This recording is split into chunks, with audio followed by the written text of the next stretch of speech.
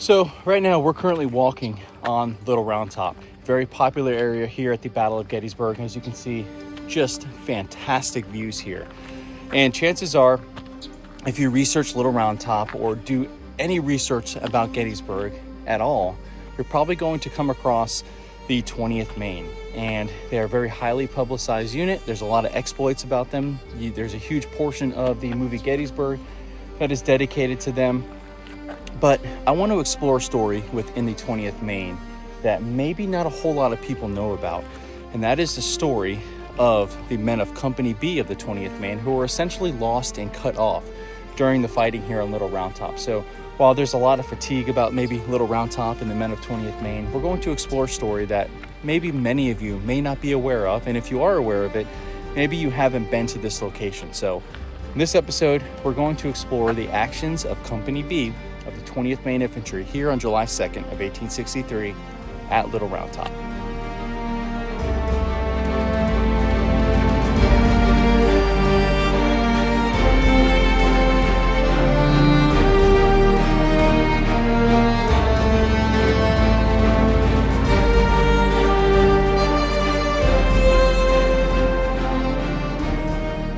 Now, before we head down to the position of the 20th Maine, I wanted to start here, one, because we have the eye of General Warren. Now, Gouverneur K. Warren was positioned in this area at about 3:30 p.m. on July 2nd of 1863, where he would notice that Little Round Top was essentially undefended, and he would also state the extreme importance of this position. Confederates would start beginning their attack about a mile in this direction here, and there was essentially nothing up here but Gouverneur K, his staff, and maybe some Signal Corps guys.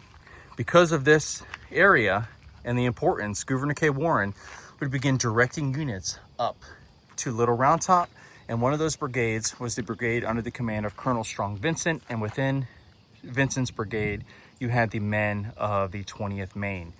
So in the late afternoon, on July 2nd of 1863, Colonel Strong Vincent's brigade would be positioned on Little Round Top mere minutes before the Confederate attack would begin in this direction here.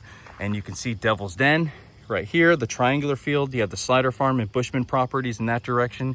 And just imagine in that far wood line, just past the Emmitsburg Road, I know it's blurry, but there it is again, you have thousands of Confederates in Longstreet's Corps advancing directly at us. And this area was virtually undefended at the time on July 2nd of 1863. So we are in the position that the 20th Maine would occupy here. Now, in the late afternoon of July 2nd of 1863, the brigade under the command of Colonel Strong Vincent would come into this area, and he would direct Colonel Joshua Chamberlain and the 20th Maine to occupy this area. Now, originally, the 20th Maine was placed in between the 83rd Pennsylvania, which would be in that direction here, and on the left flank of the 20th Maine would be the 16th Michigan. So Colonel Chamberlain and the 20th Maine were initially placed between those two regiments here. And it's just a beautiful morning here on Little Round Top.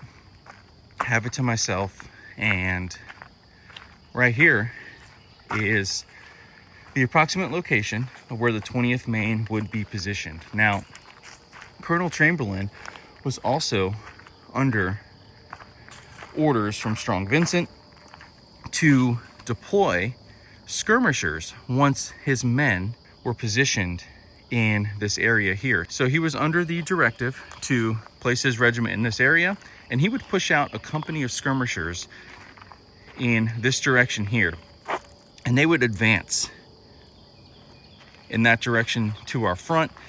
And these men were under the impression that they were going to link up with skirmishers from the other regiments positioned here. Well, in the chaos of battle, sometimes you don't really know that things are happening. So as Colonel Chamberlain was positioning his men here, the 16th Michigan, which was supposed to be on his left, was reshuffled and placed on another part of the line, hence making the 20th Maine the extreme left flank of the Union Army. So the men of Company B were pushing out, expecting to meet skirmishers from the other regiments here, they would essentially become cut off and lost, because now they were advancing through the Pennsylvania forest here, and they had no idea what was to their front.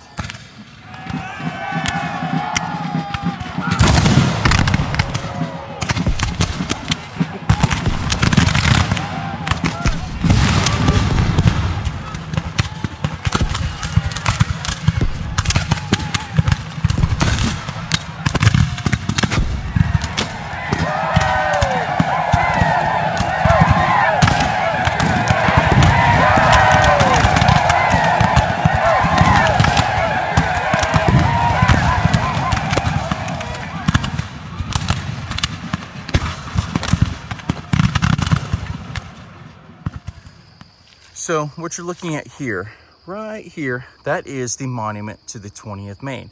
That's where we just were, and that would be their position on July 2nd of 1863. And we touched on how Company B was pushed out to essentially deploy as skirmishers, and they would advance in this direction here. Now, the men of Company B numbered about 44 men, and they were under the command of Captain Walter Morrill. And Morrill, despite his age, was a very capable and experienced officer. This man saw combat in the Peninsula Campaign, Fredericksburg, and Antietam, and he was originally with the 6th Maine, and now he transferred to the 20th Maine, where he'd become a captain in command of Company B. And if you want to know how to get to the spot of Company B in the 20th Maine, it is right here. So here is a little parking area right at the base of the monument to the 20th Maine, and just to your right is this path. So right now we are walking in the footsteps of the 44 men of Company B minutes before the Confederate attack would begin in this portion of the line.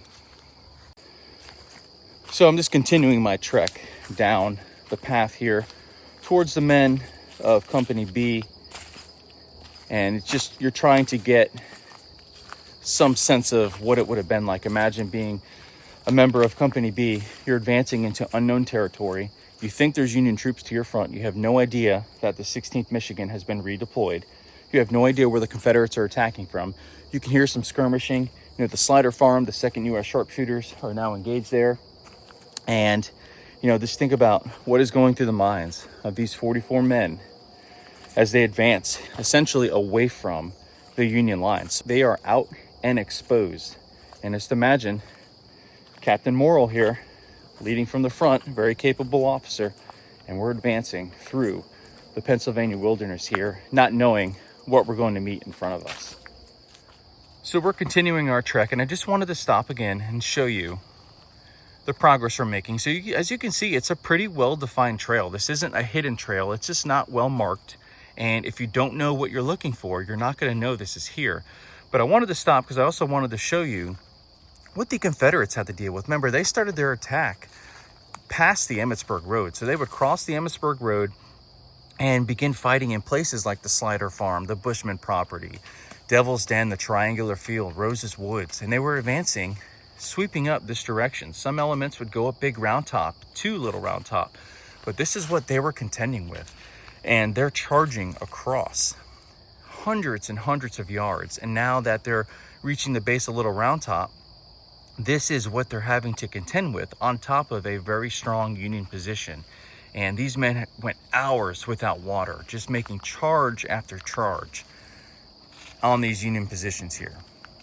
And we're continuing our trek. And as you can see, we are coming to the spot where Captain Morrill and the men of the 20th Maine in Company B would essentially set up and begin their actions here at Gettysburg. Wow. So I've never been here before. This is the first time I have made my way down to this position. And man, what a cool little spot. So to reorient you, Little Round Top in the position of the 20th Maine in that parking lot that we started is about 120, maybe we'll say 150 yards in this direction here. Literally just follow down the path. It's well defined, as you can see.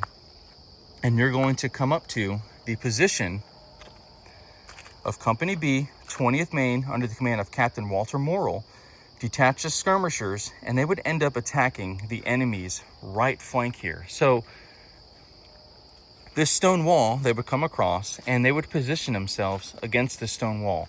Now they would go on this side of the stone wall because the Confederates are essentially sweeping up in this direction here. So at one point, William Oates and elements of the 15th Alabama and 47th Alabama were trying to get around the Union left flank, which is where the 20th Maine was.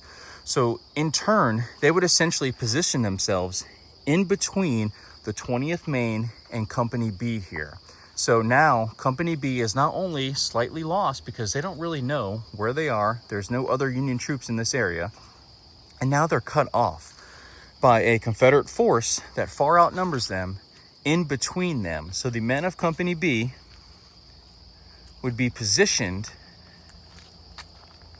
on the other side of this stone wall here. And man, just what a neat little area this is.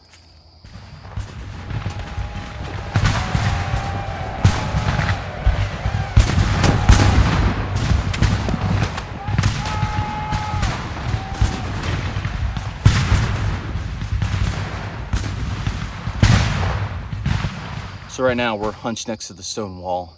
Again, we're a member of Company B of the 20th Maine Infantry. We can hear the fighting taking place on Little Round Top, just savage fighting. Charge after charge the Confederates are making towards that line. And we have no idea what the outcome is. Are the Confederates gaining the upper advantage or the Union holding their own? We have no idea. All we hear is the sounds of battle. And now we have a Confederate force between us and essentially the rest of the Union Army, because we're out here exposed and alone. Now, Company B would run into a handful of 2nd U.S. sharpshooters that were pulling back from the area of the Slider Farm. So they were bolstered by a handful of men. I have no idea how many. Those sharpshooter units were pretty small, but the men of the 2nd U.S. sharpshooters were engaged with the lead elements of this Confederate attack far before the soldiers on Little Round Top. So they've been harassing and picking off the Confederates, making their way up Big Round Top, some of them around it, and they would make their way in this area where Company B of the 20th Maine was. So they had a handful of reinforcements here, and this is where they would begin their fight. So we're looking back towards Little Round Top here, and as many of you may know, the men of the 20th Maine and Colonel Joshua Lawrence Chamberlain would launch a countercharge. Many of you have seen that in the movie Gettysburg. And after they have withstood charge after charge, Chamberlain made the decision he was going to countercharge and swing his forces like a doa down Little Round Top into the advancing Alabamians. Now, the Alabamians had made numerous charges. They were exhausted. They had been fighting for hours. Many of them had no water. William Oates' brother was also mortally wounded during this. So again, as William Oates and his men were trying to figure out what to do, again, remember, they are between us. They are trying to get around the Union left flank.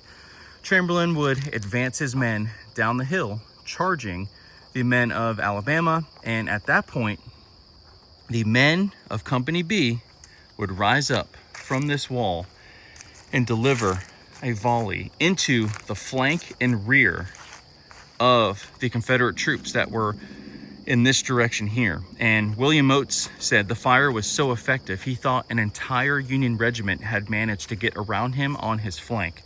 So once you had the members of the 20th Maine charging down Little Round Top, now they just got hit with a devastating volley on their flank and rear. A lot of the Alabamians here broke. A lot of them were captured. And the men of the Company B here would join in on the charge, leaving this location, sweeping the Confederates back this way, where the men of Company B would suffer 2 men wounded and 2 men captured here on July 2nd of 1863.